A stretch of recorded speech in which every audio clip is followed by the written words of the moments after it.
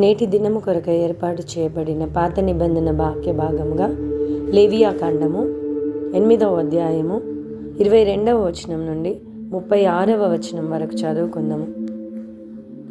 అతడు రెండవ పొట్టేలును అనగా ఈ ప్రతిష్ఠితమైన పొట్టేలును తీసుకుని రాగా అహరోనును అతని కుమారులను ఆ పొట్టేలు తల మీద తమ చేతులుంచిరి. మోషే దానిని వధించి దాని రక్తంలో కొంచెం తీసి అహరోను కుడి చెవి కొన మీదను అతని కుడి చేతి బొట్టన వేలి మీదను అతని కుడికాలి బొట్టన వేలి కొన మీదను దాని చమిరెను. మోషే అహరోను కుమారులను దగ్గరకు తీసుకొని వచ్చి వారి కుడి చెవుల కొనల మీదను వారి కుడి చేతుల బొట్టన వేలి మీదను వారి కుడికాల బొట్టన వేలి మీదను ఆ రక్తంలో కొంచెము చమిరెను.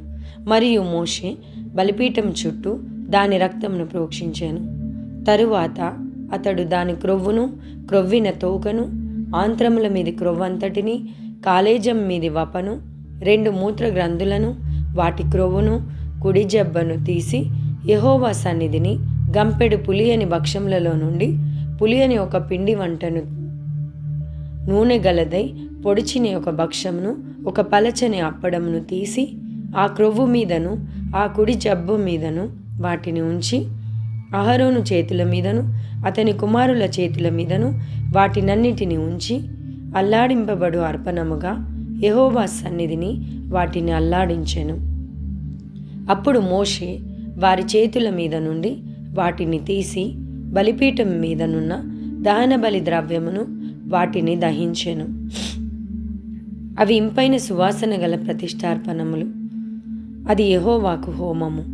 మరియు మోషే దాని బోరను తీసి అల్లాడింపబడు అర్పణముగా యెహోవా సన్నిధిని దానిని అల్లాడించెను.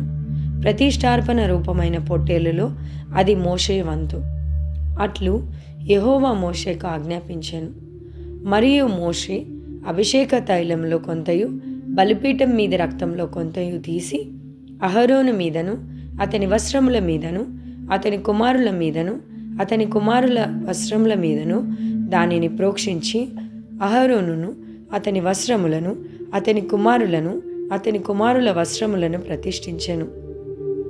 అప్పుడు మోషే అహరోనుతోనూ అతని కుమారులతోనూ ఇట్లనెను: ప్రత్యక్షపు గుడారం యొక్క ద్వారం వద్ద ఆ మందసమును వండి అహరోనును అతని కుమారులను తినవలెనని నేను ఆజ్ఞాపించినట్లు అక్కడనే దానిని ప్రతిష్ఠిత ద్రవ్యములు గల గంపలోని భక్షములను తినవలెను. ఆ మాంసములోను భక్షములోను మిగిలినది అగ్నిచేత కాల్చివేయవలెను. మీ ప్రతిష్ఠిత దినములు తీరు వరకు 7 దినములు ప్రత్యక్షపు గుడారం యొక్క దారం నొద్ద నుండి బయలు వెళ్ళకూడదు. 7 దినములు మోషే మీ విషయములలో ఆ ప్రతిష్ఠను చేయుచుండును. మీ నిమిత్తము ప్రాయశ్చిత్తము చేయుటకై అతడు నేడు చేసినట్లు చేయవలెనని యెహోవా ఆజ్ఞాపించెను.